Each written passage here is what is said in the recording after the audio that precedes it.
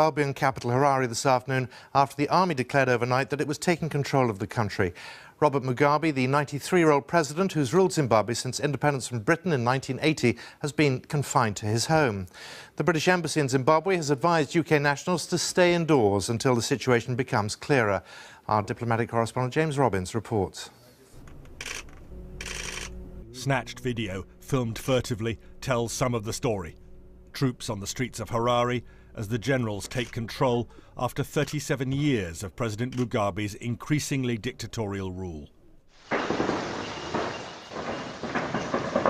Heavy gunfire could be heard in parts of the capital early this morning, but the picture overall is of uncertain quiet. It looks as if the bulk of the army has been moving to secure its hold on Zimbabwe. Soldiers seized the headquarters of the state broadcaster ZBC, opening the way for a general to read out this statement. The situation in our country has moved to another level.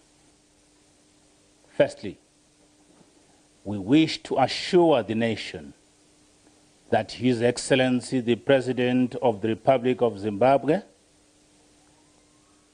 and Commander-in-Chief of the Zimbabwe Defense Forces, Comrade R.G. Mugabe, and his family are safe and sound, and their security is guaranteed.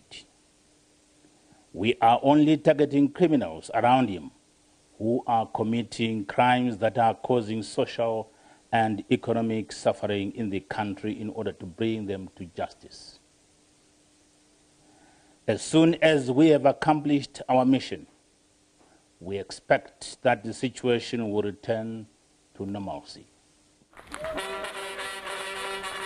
This was President Robert Mugabe last week, very frail, seriously ill, renaming the country's main airport for himself, hoping perhaps to cement still further a cult of personality and try to make the succession of his wife, Grace, at his side more certain. But key military leaders now seem unwilling to see that happen. Mr. Mugabe is now under house arrest, in office, but certainly not in power. And Grace, 40 years his junior, has helped split the entire ruling party, ZANU-PF. She was booed only 10 days ago at a party rally, and the army clearly blames her for leading a faction trying to destroy all opposition. Grace Mugabe is now reported to be out of the country, apparently seeking protection in Namibia. This is the man the army may favour, Emmerson Mnangagwa, Mr. Mugabe's vice president until he fired him last week. Army commanders were determined to stop the purge. He definitely saw himself as a front-runner to succeed until his sacking and flight into exile. Now Britain, the former colonial power, is urging calm. Our ambassador has been in touch to say that obviously if UK nationals are worried, they should get in touch with our embassy. At the moment, it's very fluid, and it's hard to say exactly how this will turn out. I think the most important point to make is that everybody wants to see a stable and successful Zimbabwe, and I think we're really appealing for everybody to refrain from violence. That's the crucial thing.